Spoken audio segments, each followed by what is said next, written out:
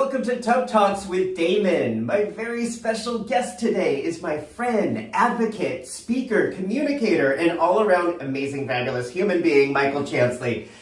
Michael. How's it going? Welcome to Brooklyn. I'm so glad you're here. I made it. You made it. Thank you for being here, and happy birthday. Thank you. People are going to watch this all year round, but just so people know, we're recording this right after Michael's birthday, and that's significant because your birthday falls in the middle of March. Correct. And for the last 2 years, there was no way to really celebrate openly because COVID hit right in 2020 around that time. Right. And then last year. The concert I was supposed to go to celebrate my 35th birthday, that's when we kind of realized, like, oh, wait, this is real, when they sent us a notification like a couple of days before that the concert was canceled.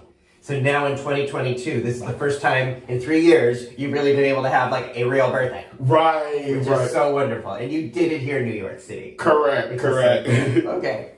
So I want to get into all the things that you're doing in this world that I think are incredible. But first I want to ask you, what do you like most about your body? I like my arms the best. Tell me what. I like my arms because they're a tool that I use to give hugs. I feel like hugs are a great way to be platonically, romantically, sexually, with family. It's like hugs are intimate regardless of what the motivation is behind giving them. So I always hug my family members, hug my friends, hug strangers, So, love my arms for that. Love that. And I give good hugs. You do. I can testify to that. You do. Your arms are great. Your hugs are great. And boy, if there's ever a time that we need hugs in this world. Right. This is, really the time. Again, for all the reasons we've said with COVID, but just that ability to connect, to touch, that you offer. We'll put the duckies around. That's... yes. Right.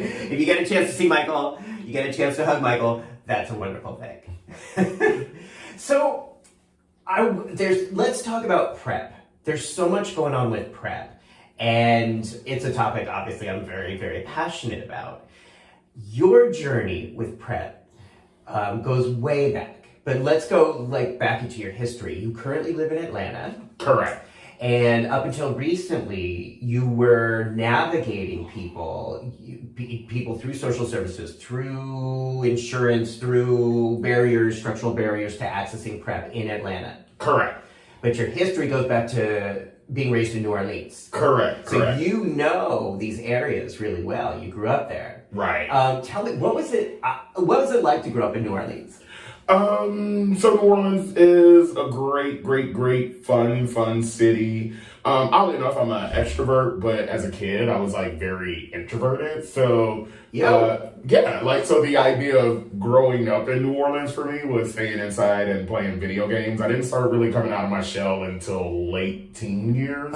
So I would say being a teenager, it was getting to go to the French Quarter and the arcades. And it's funny because you have the French Quarter, which is not the most family friendly area because it's bars and strip clubs. But oddly enough, in New Orleans, you're going to see a lot of kids out in the French Quarter. It may not be the most family friendly environment, but it's just a part of the culture. I remember, they don't allow it now. I remember during Mardi Gras, they used to actually wave the rule about kids going in bars and clubs. So I remember Mardi Gras Day, my parents taking me into the bar, to celebrate Mardi Gras. So this big outdoor party. So wow. Yeah. They don't do that anymore. Teenager or small child? 5. Wow. Right, but it was it was a bunch of kids and families in the bars for Mardi Gras. So wow. Yeah, and it was just that was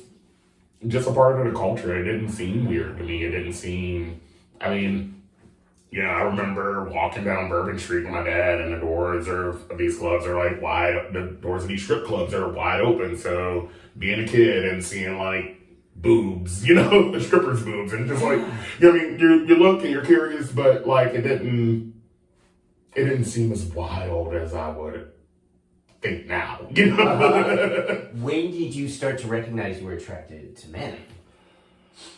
I can't pinpoint. I know I would say it was,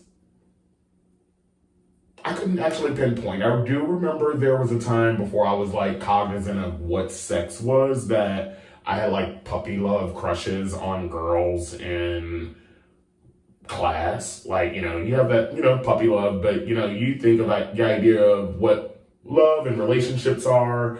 And then once I kind of became conscious of like what sex was, that's when I noticed I would rather, you know, there was a sex scene in the movie, my eyes were more closely looking at the guy than a girl. Right. So okay. So maybe like pre-teen. I can't remember like one distinct moment. Wow.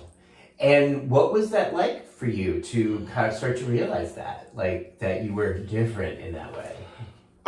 So I was a late bloomer, depending on who you ask. I had a lot of friends who came out in middle and high school. Mm-hmm.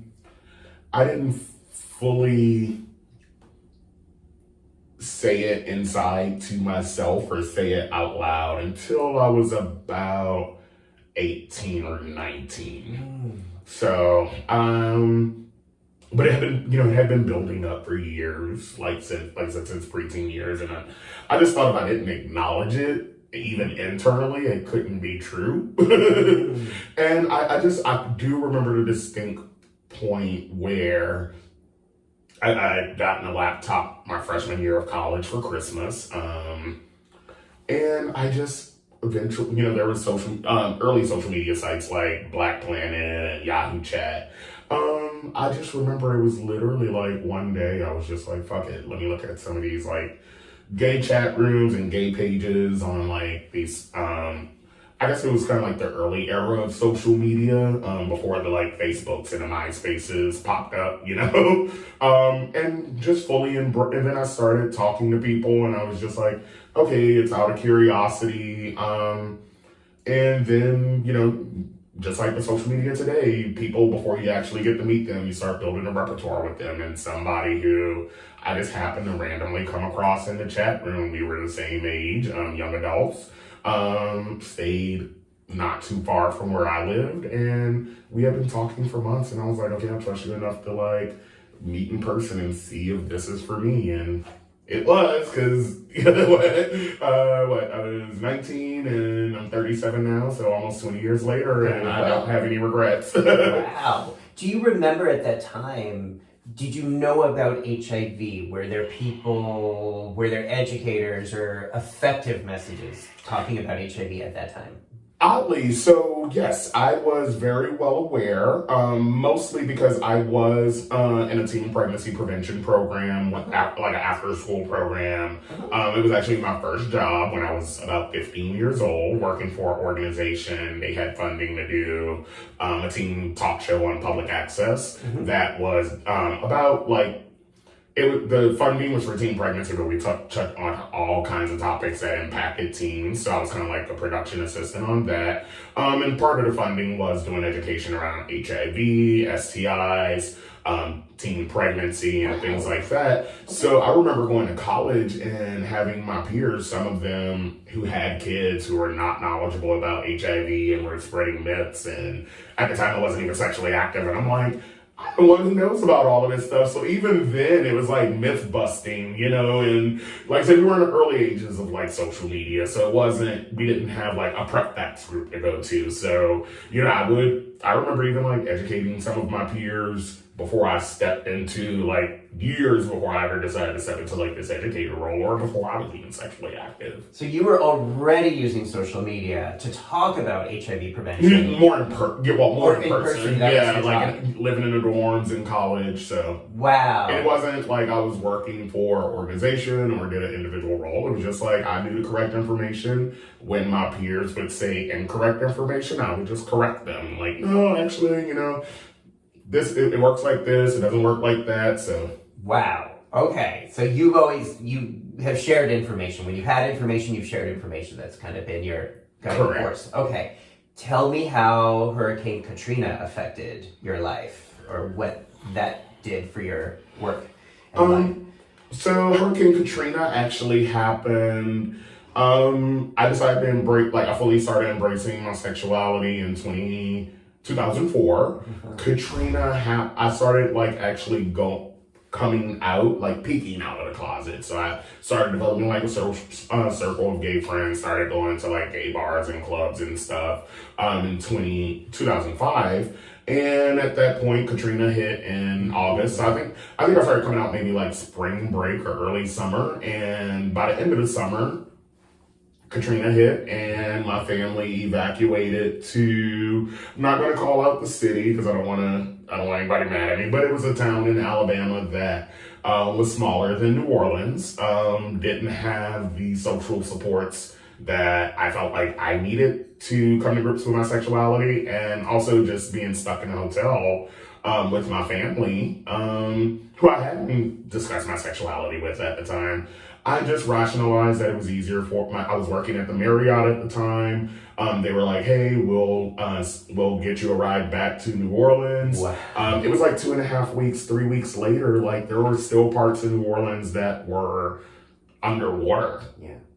And so, because after Katrina, there was another hurricane that hit about 2 weeks later. Oh, I didn't realize that. Yeah, it was Rita. So after they started getting some of the water out of the city, more water poured into the city. Yeah, so about a week later after that, that's when I went back in. City was a ghost town, but right in the heart of the city, again, the French Quarter, the downtown area, pretty much anybody who was there was somebody who was working.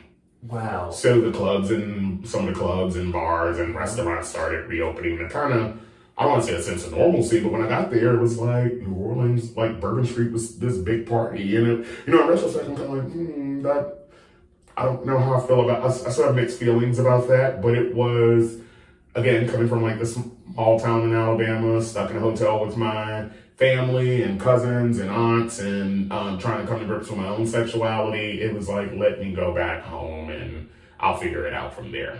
Was there a lot of sex happening there? Post Katrina, people coming back? Yeah. At the time we didn't have the smartphone apps, but we did have Black Gay Chat and Adam for Adam. I think Yahoo Chat was still up and running. So there were ways to meet people. Some of the gay, I want to say there were some bars that never actually closed. I want to say the Bourbon Pub and Good Friends in New Orleans. I love Good Friends. Don't quote me on it, but I want to say they never actually closed through the storm. So, even being able to just go back out and get a drink at some of those places. And I was 20, they didn't check ID at the time, but City Council has gotten before anybody quotes me on that, New Orleans City Council has gotten more strict on carding and enforcing those rules around underage drinking. But that was at a time when New Orleans was still a little more loose with the rules around drinking. So what was that like for you in that time, 20 years old, New Orleans?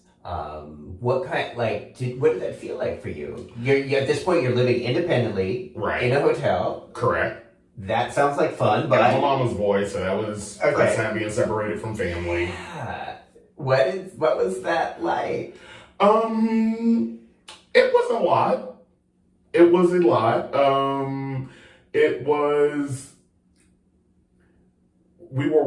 was working 80 hours a week. Yeah, and I had just started the job. It was a new hotel, so I just started the job maybe 2 months before the storm. So it was was there business? Were there tourists? So we were housing the Army Corps of Engineers and so things like that. So it was interesting because I want to say it was my first full-time job that I just started weeks prior to it. So going from never working 40 hours a week before to working 80 hours a week. Yeah. Wow. So. Wow. Okay. So it kept a roof over my head. Outside of going to a few of the bars and clubs, there wasn't a whole lot to spend money on. So it's this young person, granted making just about $1 or $2 more than minimum wage at the time, but being young, not having any expenses, and working 80 hours a week. It was like making what I considered at that time pretty good money, you know? Surrounded by Army Corps? Right. Any No interesting stories stuff here. that came from that? Okay. No stories there. Okay. But there were, I did, there were a few people who were working and living at the hotel as well who were able to, you know, get those sexual urges. Okay. Yeah. Nice. So how or when did that transfer in your professional life into HIV service? So I've been volunteering off and on. I participated in interventions. I didn't actually decide. So at the time I was going to school for communications. Actually, the semester that Katrina hit, I was sitting out a semester because I really was still trying to figure out what I wanted to do with my life. So I was sitting out that semester and like I said, just working like casual jobs. I didn't decide to actually start doing HIV related work until grad school. And I didn't go into grad. I finished undergrad at 27. So dropping in and out of school, going from full-time to part-time to full-time to part-time, switching my major multiple times. It was kind of like I finally started focusing, and when I went for I got my undergraduate in sociology and got after trying a bunch of different fields to figure out what I wanted to do in my life, decided I wanted to go into social work. And doing social work, I remember everybody was like, oh, people with MPHs tend to go on the prevention side. People with social work degrees tend to go on the living with HIV side. But I was really passionate about the prevention side. So I said, I'm going to apply for the jobs on the prevention side because that's what I want to go in the community and do with my social work degree. How did you have that desire at that point? What led you to want to work and serve in the sexual health HIV prevention community? I don't even think it was, I was passionate at the time specifically about HIV or sexual health. I actually just wanted to work with the LGBT community, and I think anybody kind of wanting to get into LGBTQ advocacy. I think even now, if you go on Indeed and type in like LGBTQ jobs, I want to say the quickest jobs that do come up are in the HIV field. So it was more so wanting to work with the queer community, specifically the Black queer community. And I had already had a history and knowledge of volunteering and working on part-time jobs in sexual health. I had a social circle of people who were also in the field. So just kind of like fell into it as my way of doing LGBTQ advocacy work. Wonderful. Do you remember how you heard about PrEP for the first time? Yeah, so it's funny. I can't pinpoint the exact moment. Whenever I get this question, I think I've given like 3 different answers. So you'll be like one interview, it'll say I heard about PrEP here, and then like you'll read like another interview with somebody on the panel. Saying the wrong thing. Right. So, but I want to say, in a nutshell, I heard about it when I started working part-time in the HIV field while doing my internship. So I was doing 20 hours of internship work working with people living with HIV, and then doing a 20-hour part-time job doing prevention work. So as part of that, I was told, I was encouraged to get my first STI screening. I think I'm kind of merging different parts of like 3 different stories, so forgive me.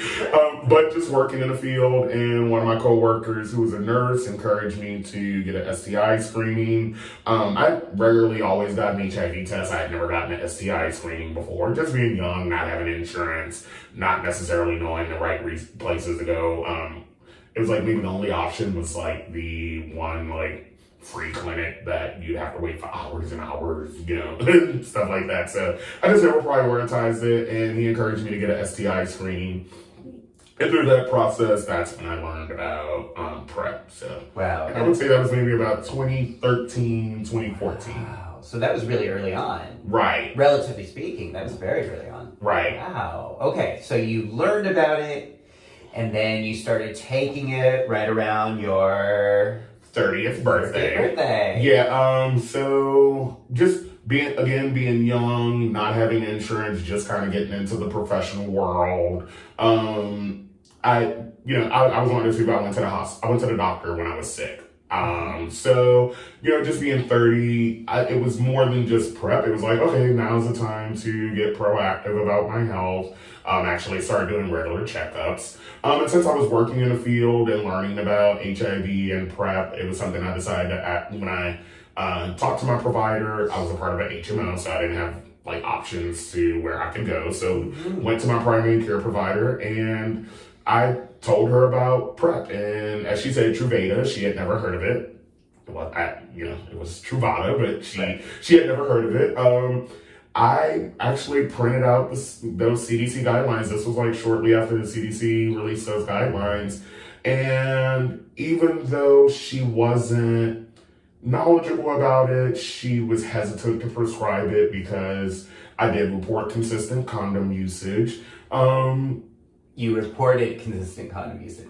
Which was pretty accurate. Okay. I won't say completely accurate, but I would say within the, they ask you about your risk behaviors over the last 6 or 12 months. Right. I would say risky behaviors, by the way. Right. Which is a term I hate, but that's the term they use, yeah. Right. So I would say, I want to say at that time, within the time frame that she gave me, my condom usage had been consistent. Yeah. And so I actually kind of fibbed, and I was like, oh wait, no, there was that time I forgot 2 months ago or something like that, So she did, even though she was hesitant, she did do her due diligence and read through all of the guidelines, learned what labs to order, and called me back and was like, hey, come back in, get your labs done, and I'll write this prescription for you. Good. That sounds like a relatively positive experience compared to the kinds of experiences we have heard about. Correct. Especially in 2015. And I had just gotten HIV and STI screening through my job, so I was able to show her those results. So she really just did the labs for kidney and liver function and confirm my HIV test result. But just that idea that you had to justify it to a doctor, you had to say what they needed to hear. People are still doing that. That's starting to change a little bit, but it just still that people have to go to their doctor and justify using PrEP. Whereas if a woman wants to use birth control pills to avoid an unwanted pregnancy, she usually doesn't have to provide evidence that she's had sex without a condom in order to get a birth control pill. Correct. And those of us wanting to use PrEP still have to justify, oh, I didn't use a condom, or oh, there was an accident, or, it's we still have to argue for the case, which is messed up. Right. Okay. So you learned about it, you started taking it, you turned 30. Now, in my mind, I'm trying to remember the timeline. I did a couple of PrEP gigs with Tulane toward the end of 2015. Right. I think by that point, I remember seeing you. The first time I saw you, the first several times I saw you, Michael, I saw your picture, on bus stops and billboards and newspaper ads in New Orleans, because we still have little newspapers, talking about PrEP, showing about PrEP. How did that happen? How did you become literally the poster boy for PrEP in New Orleans? So I was, and I actually just had this conversation yesterday with one of the coordinators of the campaign, who we still keep in contact, and she's here in New York. Shout out, yay Robin! Yay Robin with Greater Than AIDS. Yeah. So it's funny because a lot of these, we kind of get caught in these demographics with sexual health programs. Yeah. So I was at that point where I started aging out a lot of these interventions where you get free gift cards and stuff. You were 30. But at this point, when I did the campaign for Greater Than, we recorded it at 32 and it was released when I was 33. Oh. It came out in 2018. Spring of 2018. Okay. So I applied for it that fall of 2017. And I kept seeing it pop up in Facebook groups. In my mind, didn't I see your face throughout 2015 and 16? Or am I getting my timeline? I think we had just been at, I think the first time you recognized me by name was at the Biomedical Summit. Right, because I had seen you before that. Yeah, I think I was going down the escalator and you were going up the escalator and you said my name. And I remember I was walking with one of my mentors because it was my first summit, big summit like that. It was in New Orleans. Because you were already up on the billboards at that point. No, I wasn't on the billboards yet. I had just actually found out the week before. I hadn't even recorded it yet. I just found out the week before that I was chosen. Okay. Yeah, so it wasn't out yet. It wasn't even recorded yet. It was going to be recorded about a week later. Wow.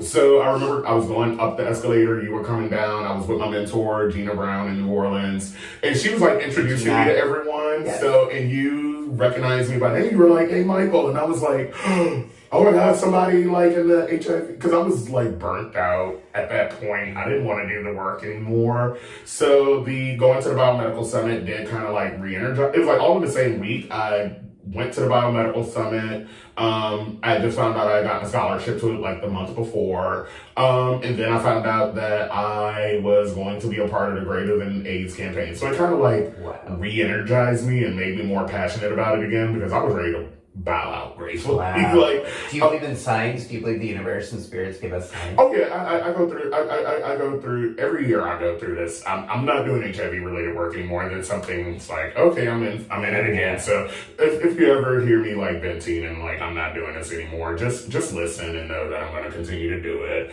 Like, but in that moment, all those messages were coming to you. Right. It was just like everything was just like panning out at once. So I kept seeing they were recruiting for people who were on PrEP for the Greater Than AIDS campaign. And at the time, I thought maybe I was too old for it. I remember I told Robin that was the first question I asked when they called me to do the screening. They were like, hey, we want to talk to you, see if you're right for this. You're not like going through like the first round of interviews. And I was like, am I too old to do it? Like, only 32 at the time, but when you start aging out of those like interventions at 29, those like some of those CDC interventions and research studies. So I was accepted for the Greater Than campaign, went out to DC like right after, like the week after the Biomedical Summit to record it, and Faith started a few months later. They did all of the editing.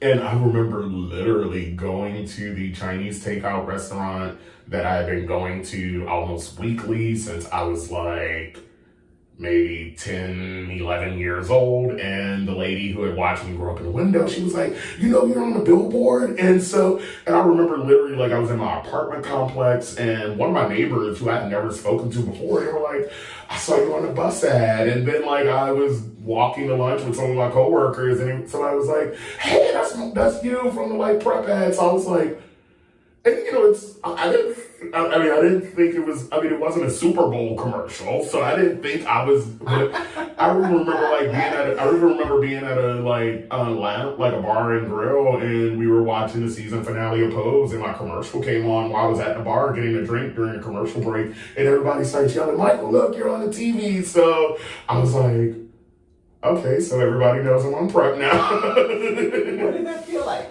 That was, it was, again, it was energizing. Coincidentally, the PrEP ad, I was kind of burnt out on doing the work in New Orleans.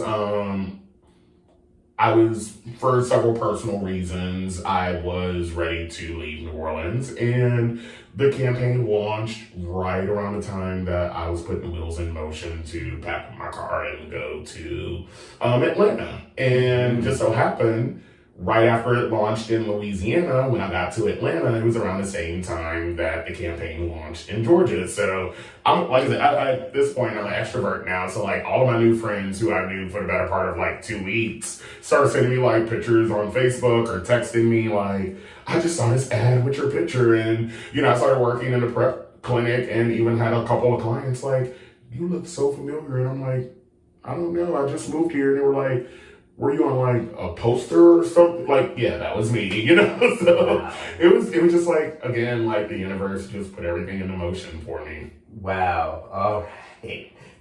And then that was at the same time that I ended up becoming a moderator for that. So that was like, I was like, wow, this person has such great energy and knows how to communicate by keyboard. in my experience, people are usually good at one or the other, usually not both. And I remember I was like, wow, this person has so much personality, so good at speaking and teaching in real life, and knows how to use social media and keyboards, which were limited in the keyboards. You know, when you're limited in social media, you're only typing. So nuance, tone of voice, body language, none of that is there. So a lot of gets lost in that, but you still could convey warmth and caring for people even when you were writing. And I was like, okay, this is absolutely someone I wanted to work with, and absolutely someone who I thought and knew could make a really important contribution to the international PrEP Facts group that I had started.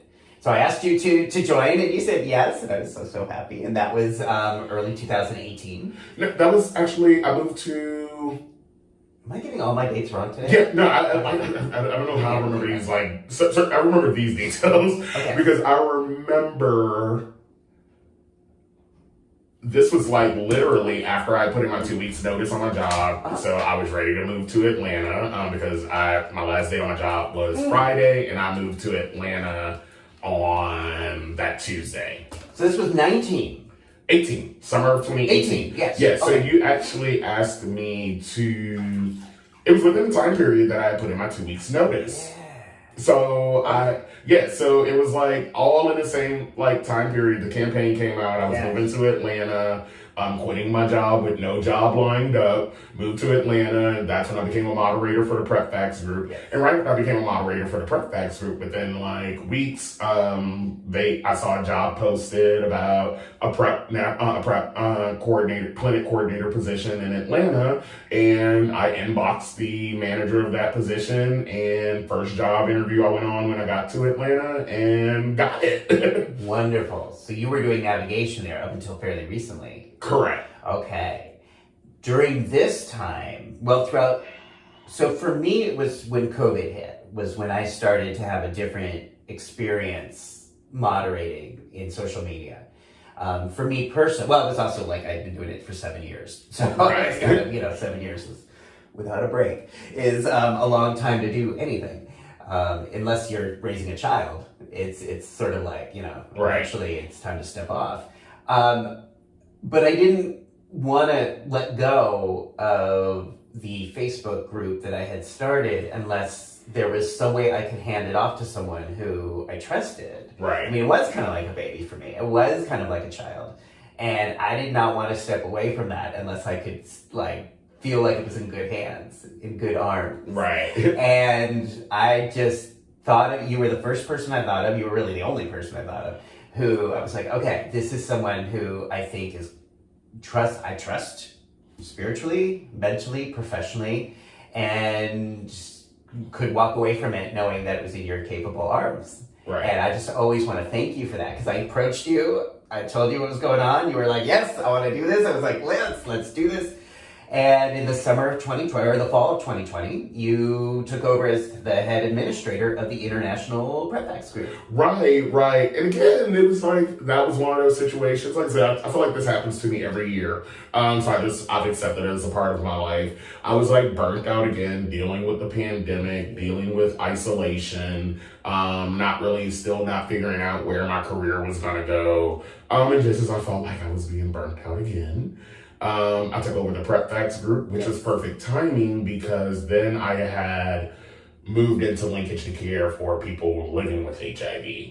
So it was kind of like that, the PrEP Facts group, as I kind of shifted to working with people living with HIV, that's when, that kind of that kept me connected to the world of PrEP, even since it was not going to be my 40-hour-a-week job. And again, all of this happened like within I don't even know if I told you that, like all of this happened within like the same 2 to 3 week period. Wow. So it was like, it kept me connected to doing PrEP work since I had, my day-to-day job had changed. Wow. Okay. So you've now done so much navigation and linkage, both for people living with HIV and preventing PrEP. Right. In Atlanta, in New Orleans.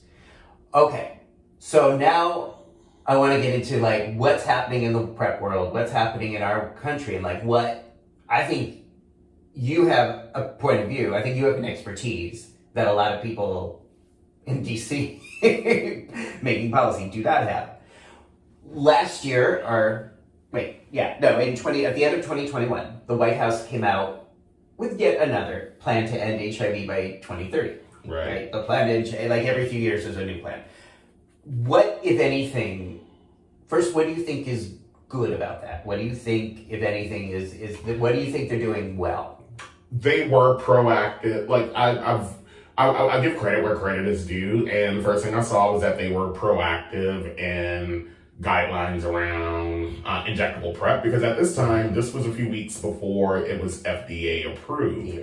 So it was like, okay, we're not going to have to wait like 2 more years to figure out what the guidelines are going to be for injectable PrEP. They're like preemptively including that. So that was a thumbs up. I have to give like great credit for that. I was impressed. Wow. Okay. Good. That's good. What do you think? And you can say as much as what's missing? What could be better? What are these policymakers not getting? I think I feel like this happens with like every facet of healthcare, because we talk about how important mental health is. We talk about we talk about diabetes, we talk about cancer, we talk about PrEP and HIV, but when people need funds to access medicine and access labs and access provider visits and access preventative care and access consulting and all of these support systems. And the fact of the matter is, like, I feel like the plan almost was kind of oblivious to the fact that we still have financial barriers to PrEP that are probably worse than they were a few years ago. Because with everything going on with the 340B situation and the restructuring of 340B, which funds a lot of PrEP clinics in locations that haven't expanded Medicaid for uninsured, so to provide these services for uninsured. Explain 340B a little bit. I know it's complicated. Yeah. So basically, it's kind of, I don't know if rebate would be the right word, but basically, these clinics that are 340B eligible, a government program where every time a prescription is written for PrEP through this clinic and filled at, a select pharmacy, a 340B pharmacy, a good chunk of the price goes funded back into the clinic. So multiple things happened at once. Generics became available for Truvada, which is amazing because it makes PrEP more affordable. The problem with that is that those rebates go from being several $100s to when a bottle of Truvada is generic PrEP is less than $30. That's less money that's able to be funded back into these programs. And these programs, as you said, they're not just providing drugs; they're providing those other labs, services, provider visits, adherence, STI testing, sometimes mental health counseling. Correct. Okay. So that's important. Right. So then on top of that, Gilead did some restructuring of how they reimburse clinics. In long story short, the money is not going back into the clinics that were going back into the clinics last year and years prior. So now a lot of clinics that have not done Medicaid expansion have had to go to a fee-for-service or insurance-only model, which locks out a lot of people who were on PrEP or considering PrEP or maybe a good candidate for PrEP, who now may not have those financial resources to get the necessary labs and provider visits to access PrEP. So what about this was supposed to be the cure-all, the United States Safety Task Force thingy that was like A+, and as of January 2022, the idea, in theory, it was late in 2019. Correct. That all PrEP services in the U.S. were required to be free, including the wraparound services like labs and testing. For insurance.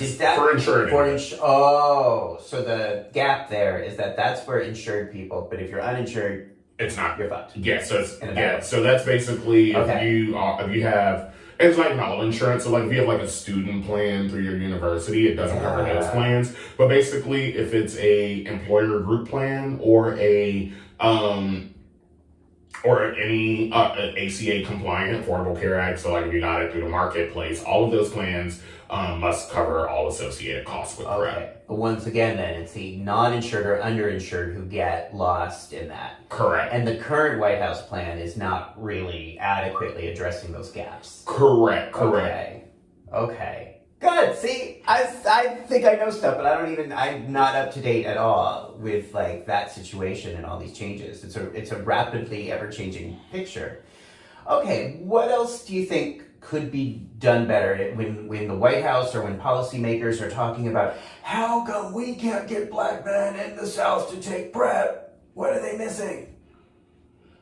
Woo! I think some of the framing around risk, I think that's important.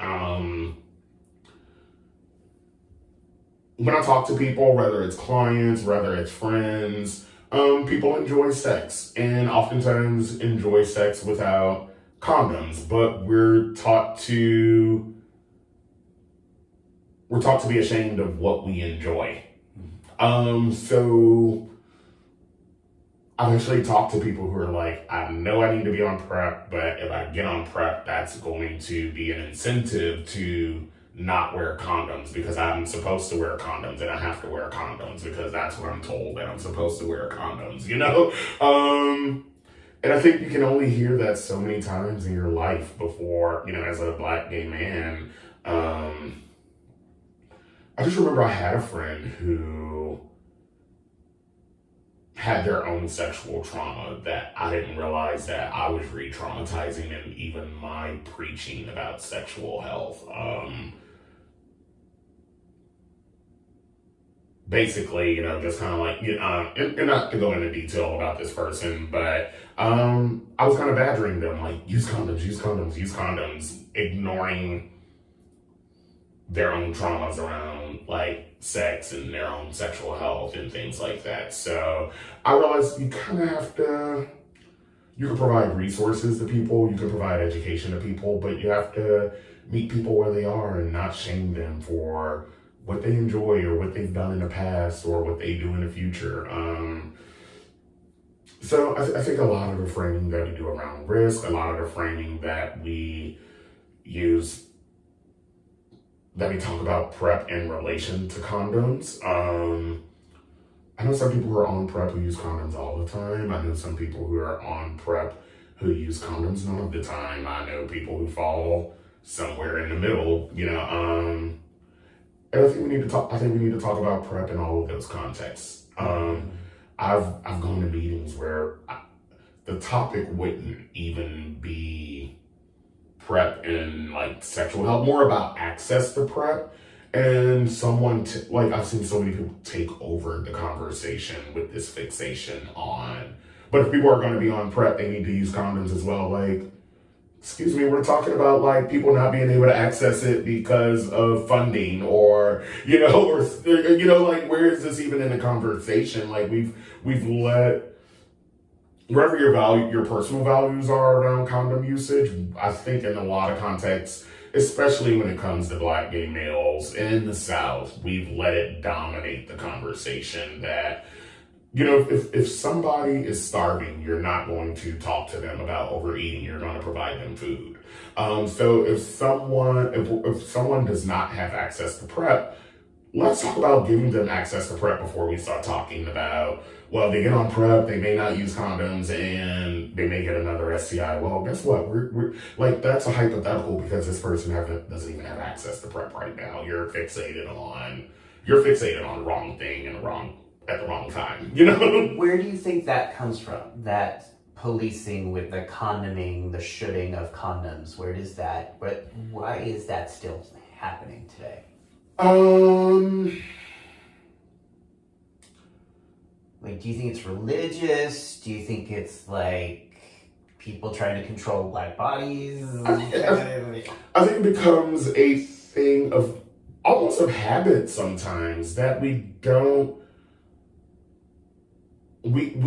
I think we sometimes put the emphasis on the condom and not the reduction of acquiring an STI or unwanted pregnancy.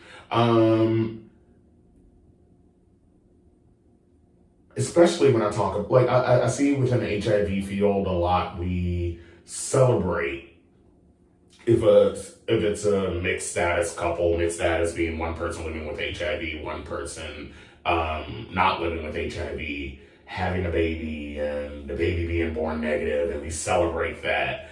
Well, guess what? To have that baby, a condom was not used.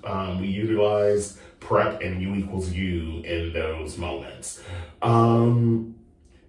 Yet I know that even amongst mixed status couples with Black gay men who are monogamous, so they don't have to worry about an STI being introduced. And even with U equals U and PrEP, I know people who have been pretty much judged and harassed and provided with misinformation about, well, you still have to use condoms for U equals U and PrEP to be effective. And it's like, no, like condoms are effective at reducing the risk of other STIs, but if we're putting these other mechanisms in place, making sure we're being monogamous, or making sure we're getting tested regularly, or making sure we're notifying our partners so that everyone can be treated and not cause reinfection, then it becomes a personal choice. And like you're missing out on a very complex, nuanced conversation around sexual health by fixating on this little sheet of latex, you know? Right. Like you're missing out on so much more that can be a part of that conversation. Right. I love that. There's so much to talk about, to share, to so much that's complex about the human experience of sexual connection. Right. But so much of the messaging, and I was part of this too early in my career, was just saying condoms only, condoms only, condoms only. This is all about latex. We can't talk about pleasure, connection, vulnerability, intimacy, spiritual semen exchange, none of that. What matters is latex. Correct. And that was the message we were giving out, that I was giving out prior to PrEP. And it really does miss so much. And, you know, looking back on that, I can see how ineffective that was. Right. But, you know, also, like, I think I had friends who I was badgering as well, and it was just absolutely not helpful to do that. Right. And I've even, you know, and I think sometimes we get so caught up in doing things a certain way that we never stop and really assess and as a social worker, I always stop to assess, how is my message? As a social worker, educator, speaker, writer, I always I've learned that I have to stop and think about how my messaging is coming across. And I think a lot of times we don't we don't do that.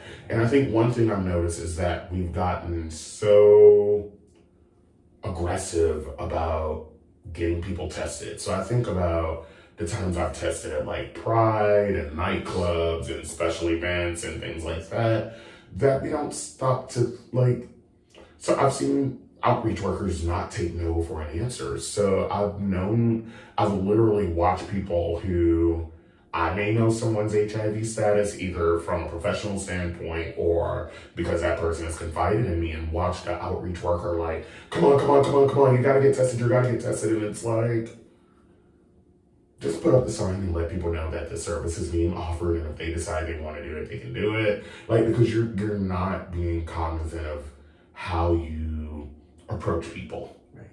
And so I think sometimes when we do education and we do awareness, we have to think about how those messages come across. And again, that happens with PrEP. I think we don't think about sometimes in our framing of safe sex, sometimes we dissuade people from considering PrEP. Right. And then in COVID, a lot of people didn't have access to PrEP or PEP, post-exposure prophylaxis. Correct.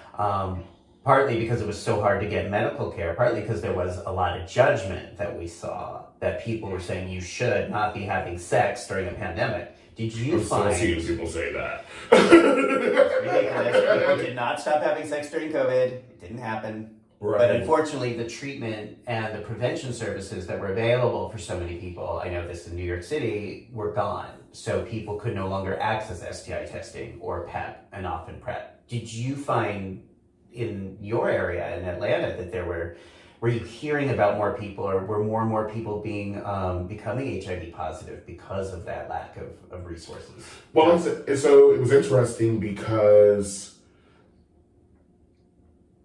through my experience with testing, I almost never got a client who had been on PrEP that tested positive.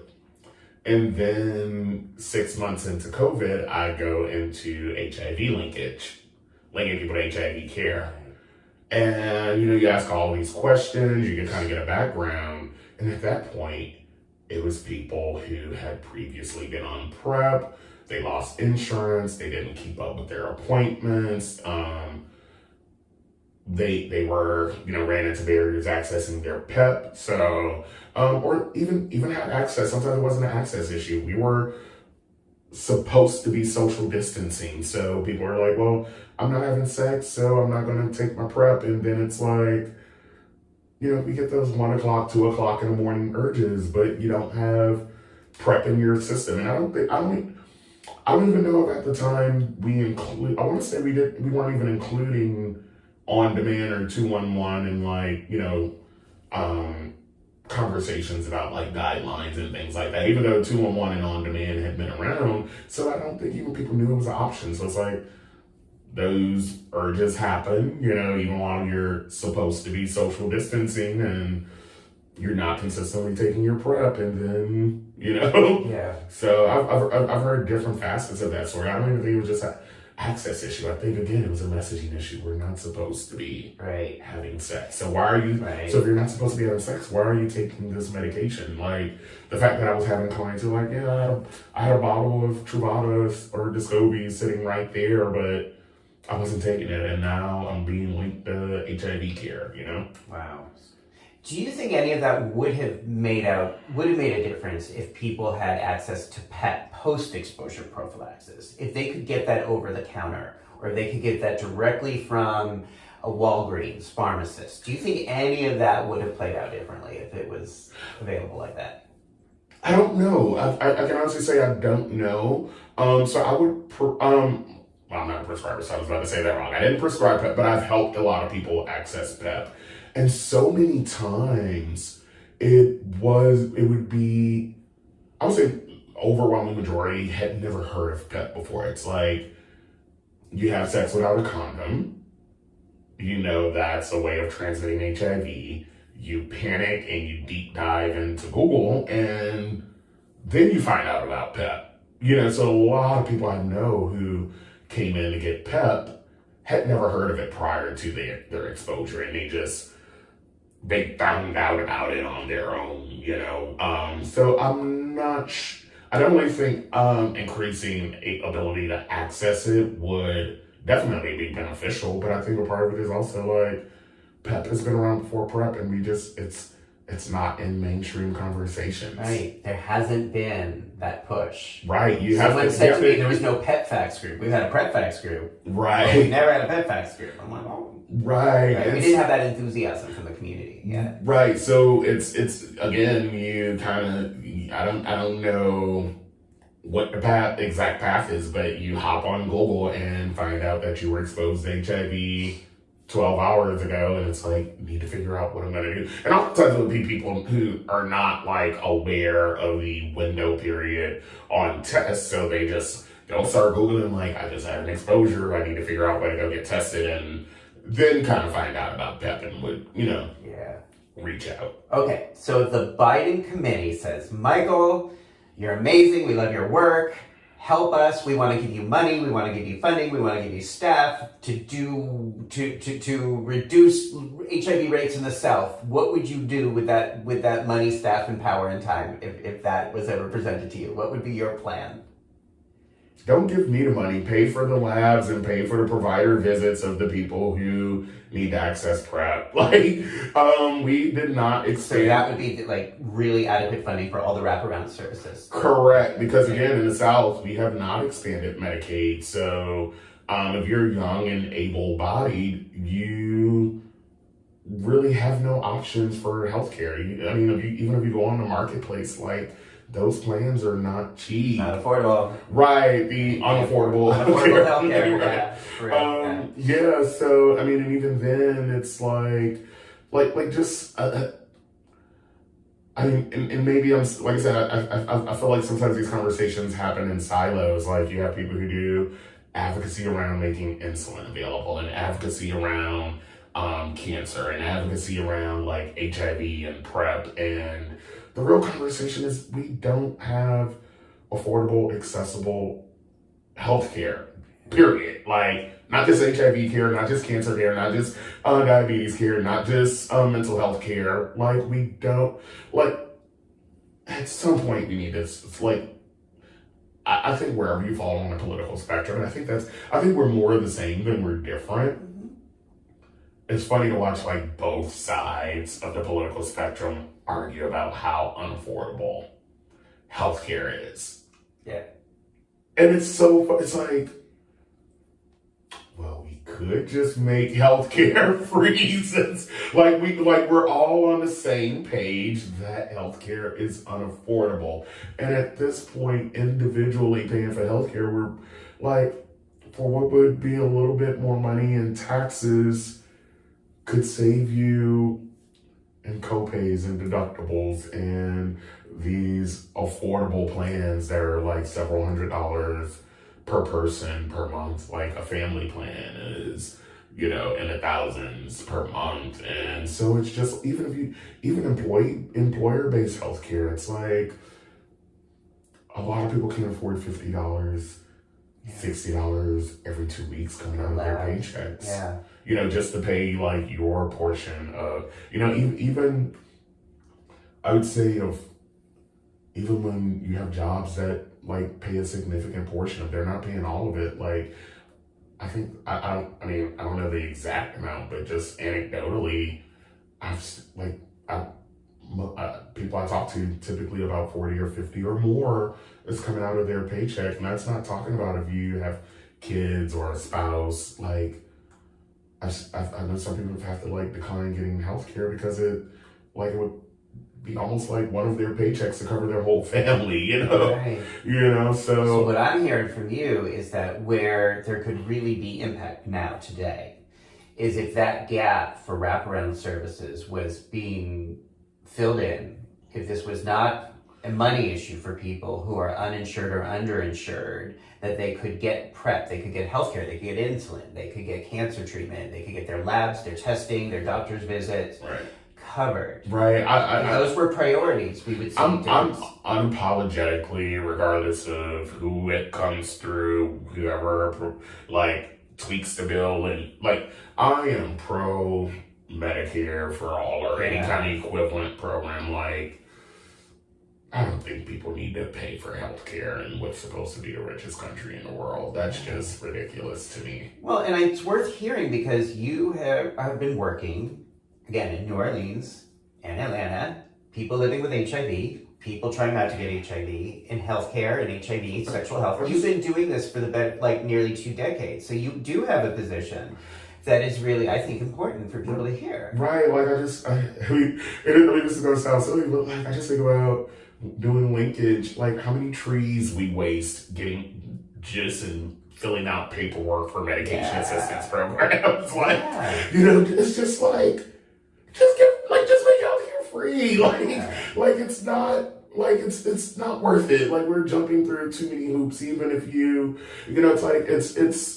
it's just so crazy that even when you talk to people who have really good insurance plans, the fact that we have injectable PrEP available, and now it's jumping through hoops to even get and I don't think anybody's insurance is covering it yet. Wow. So from our conversation, the money is important. And again, I go to conference after conference where people are like, why can't, black men in the South use PrEP? And they don't talk about that. So it's always trying to find these hard to reach populations we can't get to use PrEP. And you're saying, fund it. Right. We don't even have the funding for it. I think our healthcare system is just, as somebody who helps others navigate healthcare, and I just think about when I have to navigate healthcare and dealing with prior authorizations and then going to the pharmacy, and then getting to a pharmacy that's in my neighborhood and finding out my insurance doesn't cover that pharmacy. So I have to get my prescription transferred to another pharmacy, which is an extra mile away. It's and you have to deal with that. Right. So I just had that exact situation happen. And I just think if I was 20 years old and I felt healthy, and you told me to jump through all of these hoops to get a preventative medication, something that I may not even be fully convinced that I need, because I'm young and I'm bulletproof, and our stigma tells me I'm not one of those people who will get HIV. Something as simple as having an insurance plan that pharmacy doesn't take, so you have to call in and get the prescription transferred, and then find a way to get to that pharmacy that's a little further off. It's like our healthcare system is just like fucked. like it's just it's you jump through too many hoops just to get your blood drawn, get a prescription written, have your medication sent to the pharmacy and picking it up. Like, it's way more complex than it needs to be. Wow. So with or without insurance. Right. So this now gets to your current work with PrEP for All. Right. Let's talk about, we got a few more minutes. I just want to hear more about like the community, the work you're doing with PrEP for All, and how I think that absolutely ties in everything you're saying right now. Right. So, kind of did like a semi-career change recently. Like I said, go back to the original, when we were originally talking, I originally went to school for communications. Life and my journey led me to doing HIV related work with getting my degree in social work. And that passion for always doing communications was always there. And just as I had my moment, I literally had my friends come over, we grabbed like some bottles of wine, and they had to stage an intervention with me after I got another rejection letter, email, and I was just basically like, it's time to move on from HIV. Same conversation I had September of the year prior. Like I said, it always happens around the same time of year. Rejection letter? No, just something like I feel like I'm getting burnt out and not going any further. Okay. So I think I interviewed for like 3 macro level jobs. I wanted to go into macro level work, not so much direct service anymore. It just didn't, choke. I mean, I don't think it was anything personal. I just think it was like, they always choose the best candidate, and sometimes you are the best candidate for one position and not the best candidate for another position. And honestly, when I look back at some of the positions I've applied for, I was like, well, I don't think that may not have been what you were supposed to be doing anyway, but I saw a position for PrEP for All, so it's like all their check boxes were there. I even applied for the position at first in like secret. I think it was like after I got past the first interview that I told some of my friends, but it was like, it was PrEP related. That was checkbox 1, perfect for me. It was communications related, which was checkbox 2, and it was macro level work. So, applied for the communications manager position and got it. Wow. And so I'm like, it's the most perfect position for me. It was like, what's yours will come. And so I'm checking all of the boxes of the things that I'm passionate about. Writing, social media, love social media, love writing, love talking about PrEP, love just like strategizing communications. And so it worked out. It was like the most perfect position for me. And so the work we do with PrEP for All, we basically address those systemic barriers to PrEP. We talk about like the 340B issue. We talk about the insurance companies who are not being compliant with the ruling that they are not supposed to charge for labs and charge for charge co-pays and things like that. There's a lot of insurance companies still trying to get away with that. Right. Even though they can't anymore, but they're still doing it. Finding all of these little technicalities and loopholes and little sneaky ways of it's a lot. Yeah. So kind of looking at all of these issues, and also with PrEP for All now, we're actually addressing global COVID-19 vaccine access as well. So,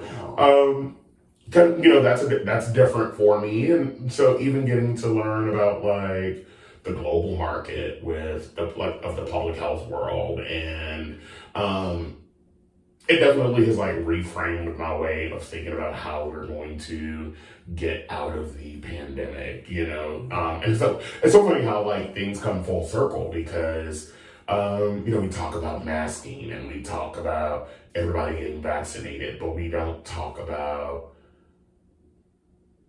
we're going to be stuck here if we don't get the rest of the world access to vaccines and treatment and things like that. So I think we get so stuck on these one-way methods, whether it be condoms or whether it be masks or whether it be blaming anti-vaxxers. It's like, it's much more nuanced. It's much more complex. It's so many moving parts that we have if we want to address either one of these pandemics. Like, we have to make PrEP available, and we have to shatter misinformation, and we have to deal with funding and with COVID. Now, we can't just talk about masking and social distancing. We have to talk about global access to vaccines. We have to talk about altering our behaviors, during different surges and variants. We have to talk about the public health misinformation, and just like the way we phrase things and frame things and how the public perceives information. Remember I said earlier, I always have to stop and assess, when I'm talking about PrEP and sexual health. Am I re-traumatizing someone? Am I presenting information in a way that's not being received the way I think I'm saying it? So I think the same thing with COVID. Like it's more, I think what's happened, the mistakes we're making with the COVID-19 pandemic are more like HIV than not, and how I feel like we're not using a lot of the lessons we learned from the HIV 40 years of dealing with HIV in the US. And earlier, we still haven't learned from HIV the lessons, like you said, to treat people like, humans who enjoy pleasure, who are trying to experience pleasure with minimal risk. Mm-hmm. And that's a positive. That's a beautiful thing. Right. And so, even when I see conversations on social media about we need to lock back down, it's like, that's not going to happen. Whether you agree with it or not, of locking back down or social distancing or not having music festivals or not having Mardi Gras or not having Pride events, like wherever you stand on that spectrum of how we socialize and what's the right way to socialize and what's the wrong way, or if we should or if we shouldn't. The overall political will is just not there. We're not locking things back down. People are going to enjoy festivals. People are going to enjoy parties. People are gonna go to sex parties. People are gonna go to bathhouses. People are gonna go to Essence Festival and Black Gay Pride and all of these other things that people are like, I can't believe people are doing that and we're in a pandemic. And, people are going to festivals and people are having sex without condoms, or, it's like these conversations overlap, and we need to talk about, we understand human behavior. We're not going to have this mass change in human behavior and human desires. So suck it up. How are we going to deal with it? How are we going to reduce the risk of transmitting viruses and bacteria while embracing people are going to be human and do things that bring them pleasure and enjoyment? Human enjoying pleasure, connection. Whether that be going to a music festival, and whether that be going to a music festival, or rather that being getting bred by 75 guys on YouTube, on Twitter. It's so funny, to watch the outrage around these different conversations, and it's like, from a public health standpoint, chastising your friend about going to a music festival, or chastising your friend about going to a sex party condomless, neither one of those are public health responses. And I think people need to understand that just that shame and judgment is not going to change. It's not going to end either one of these pandemics. Or go further, it's not, I know people usually use STIs as kind of like a distraction away from PrEP. So it's all of these things that you're doing that are judging people and telling people what they should do, it's not going to end syphilis. It's not going to end unwanted pregnancy. It's not going to end COVID. It's not going to end HIV. Shaming people for making, even when I see making sweets unavailable, is not going to address you want to take sodas out of vending machines, but you don't want to make insulin affordable. Thank you. all heard that. Thank you. Like, it's so crazy. Get rid of the candy bars, but don't let people have insulin. Right. Affordable, yeah. Right. So just like watching like the overlap of all of these different health issues. You know, we you know, I see this get posted on social media all the time. Check on your strong friends, or you never know. The happiest people, you know, are dealing with, you know, suicidal ideation. And it's like, yeah, you know, we can talk, like, we can use these quick sound bites that sound cool on social media, but if we're not making mental health services accessible, if we're not making PrEP services accessible, if we're not making insulin accessible, like, none of that has any weight to it. Yeah. I love talking with you. I just realized now there's so many more things. We could go on for like hours and hours more, but we're going to end this episode here. And as long as we'll do another one at some point. Right. Part 2. Thank you so much. I always learn from talking with you, and I always feel a sense of hope when I speak with you. What now on this new year of your life? You just turned 37. Yes. It's okay to say that? Yes. Okay. I'm actually, it's funny, like, I feel like we put this pressure on like aging, and I remember just being I remember not even being 30 yet and feeling old and too old to go back to school and too old to like move to a new city. And now I'm just kind of like, I don't know if you can see it. I'm like, but I have like this cute gray hair streak like growing here, and I'm just like fully embracing it. And I love the messages on like apps calling me daddy. I'm like, let me just like, I am proud. Like it's funny. I remember like not being so proud to hit 35 and like being super excited to hit 37 now. And I'm like, I'm ready for 40, like to do the big party. Like, so I want to be at that party. Yeah, I'm gonna go. I was just on the front. I may do something back home, like in New Orleans. Do like but we also have to have an Atlanta party. Right. Yeah. I promise you, I will be there. Okay. No, that's great. I love. I turned 50. Turned 51, and yeah, absolutely, it's a celebration. And I felt much older at 30 than I do at 50. I can tell you that. Right. Yeah. It's so funny. Like, it's so funny when you're around like gay people and 37 seems old, and then you get around like straight people and it's like you're not even 40 yet, you're still a baby. And it's like, whereas in the gay community it's like you're knocking on retirement door, you know. Well, if that's the case, that's going to be one fun retirement. Right. You may have already answered this, but my last question, with your life, with your work, what today gives you hope for the future? What, if anything, gives you hope for our future? I don't know. That's a tough one because it's like, I would say not so much hope, but being kind of like figuring out how you're going to self-preserve and make it through, and sometimes being a little selfish maybe. I know what has really helped me, and not to the extent of like ignorance is bliss, but it's like we want to fight climate change, and we want to fight these pandemics, and we want to fight all of these issues. We want to deal with like criminal justice reform, and I think sometimes just like waking up and figuring out, what can I do today that's going to make me happy? Is it going to be getting in the kitchen and cooking? Is it going to be like being lazy and ordering Grubhub? Like, what is going to put a smile on your face? Is it going to be taking the time to step away from the computer and like playing with my dog? Like, what is like, if in all of the darkness, like thinking, and I feel like a lot of times I didn't always do this. It's like, I think 37 is really going to be focused on how can I find a little bit of joy in each day, even the toughest days, even the roughest days. Stop and find one thing that brings you joy, that gets you to the next day.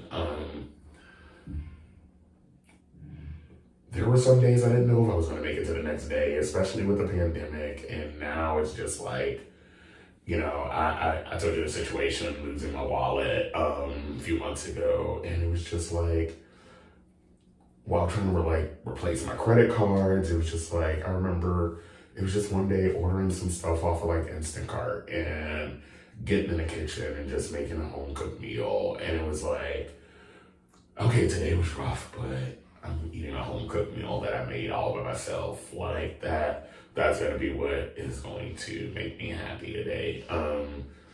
We're gonna go to that concert. Like, I know we have another surge that's probably coming, but I'm gonna go to that concert that was canceled because the pandemic started, and gonna go back and find that excitement about going to the concert again. So those little things. And at that time, I didn't even like. I had to ride with a friend to the concert because I didn't even have my driver's license. But it was like, but you know what? I'm gonna get there one way or another. He's gonna give me a ride to the train station. We're gonna catch a train downtown to the arena to go to the concert. Like, we're gonna make, like, no matter how tough it is, we're gonna make the best of it. Beautiful. Joy every day. Some joy. Right. Even with hardships that may be coming, hardships we've been through, some of the shit that might be coming up, but we're gonna find joy. Right. And I'm so grateful to you. So much. I love your determination. You have like, I know New York may not be your city, but that's like such a New York energy. Like, I'm just gonna fucking do this. I'm going to that concert. I don't care if I have to travel or hi guys, one way or another. I'm going to that concert, bitch. That's like my New York energy right there. I've loved my visit to New York. Yeah. I am excited to get back down south tomorrow. Michael, thank you. Thank you for your time. Thank you for your service. Thank you for, personally, for me, thank you. Because again, my ability to let go of something, I'm a bit of a control freak, which I'm sure people know or may not know. To be able to trust your loving, smart, spiritual, fun energy with something that I had started still means the world to me. And I want to thank you from the bottom of my heart. Thank you. Thank you for trusting me with the PrEP Facts group. Yeah. And thank you for having me on Tug Talks and showing me around New York. Like, my pleasure. My pleasure. What a great birthday. Simply the best. Right. All right, everybody. Thank you so much for watching this. If you like the show, press subscribe down below. Share this with people. I think keep these topics going. How do we find joy during the struggles and times ahead? How do we find gratitude and service, even when it takes different forms? Or, how do you trust your instinct when it's like, okay, I've done this enough. I'm burnt out. I want to do something else. This is the journey we're on. This is the journey we're on together, and we can create conversations and I think joy and friendship and community in a tub, in a cafe, in a bathhouse. We can have these wonderful conversations anywhere. So let's keep having them. All right. Thank you, Michael. Thank you. Thank you, everybody. Bye-bye.